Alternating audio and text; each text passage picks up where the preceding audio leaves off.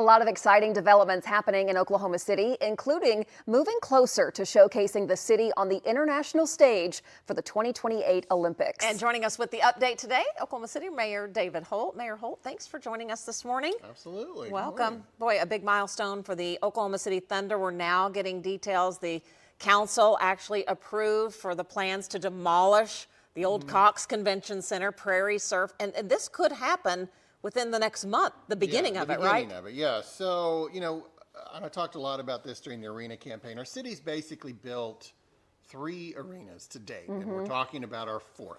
And we've never torn one down. The first one was the Civic Center. We used to play basketball games there, believe it or not. The second one was the Myriad, Cox Center, Prairie Surf. It's got a lot of names through the years. Right. And then, of course, the third one is Paycom. We're finally going to demolish one of them to make room for the 4th. And so this is, a lot of history in this building. This was a big deal when this building opened for our community. It seems kind of archaic now, but, when this opened in the early 70s, it's meant a lot to us. And there's so many cool things that have happened there. Presidents and Elvis and, lots of memories. The recovery from the bombing, lots of things, lots of history. But time marches on. So this year is the year that it will reach the end of its natural life. But, we are working right now on saving some things, saving some seats. There's some really cool light fixtures. You'd have to see a picture to know what I'm talking about. But saving some of the history of the building for sure is important to us. And then for the rest of 2025, it'll be a slow demolition, it won't be a big day. I said, is there going to be a big implosion? He's like, no. But a claw will make its way through the building for months to come. And then, by the time 2026 arrives, we'll kind of have a clean slate.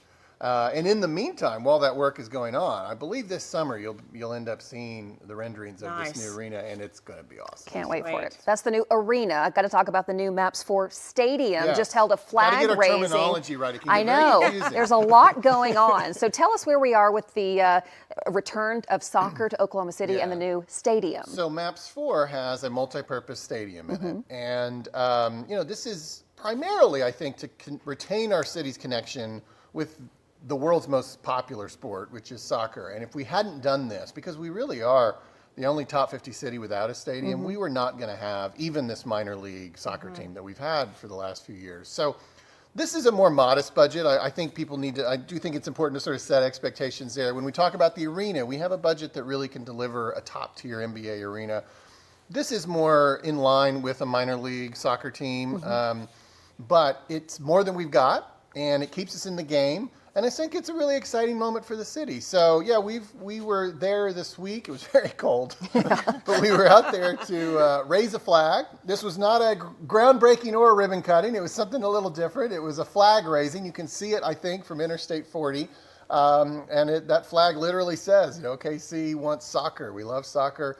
And, it's going to be really important, I think. I always believe in our community connecting with the things that raise our global stature, and basketball and soccer are the 2 global sports, and I want us to be participants in both. This stadium makes that possible. It's also a multi-purpose stadium. It's going to have other opportunities for us down the line as well. We'll break ground on that a little later this year. Yeah, speaking of Eye on Oklahoma, the Olympics 2028, we know the International Canoe Federation members paid a visit to OKC recently. How did that go? And they do have their sights set for here for 2028. Can you give us a little highlight from the meeting? Absolutely. We have obviously, that's the topic a lot of this morning's conversation. We have used sports as a community to raise our profile globally.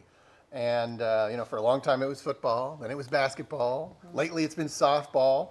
And that's part of the Olympic conversation as well. But now we're really a paddle sport capital.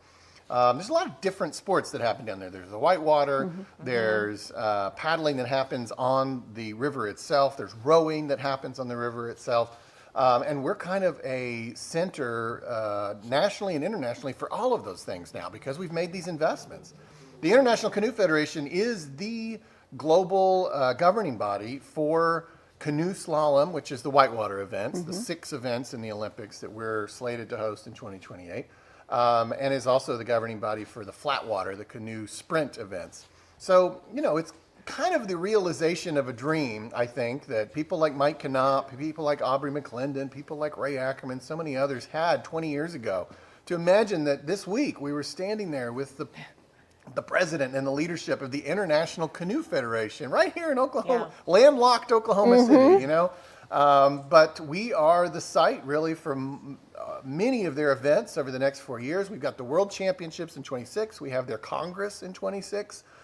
We have some other lesser events in this year and in 27.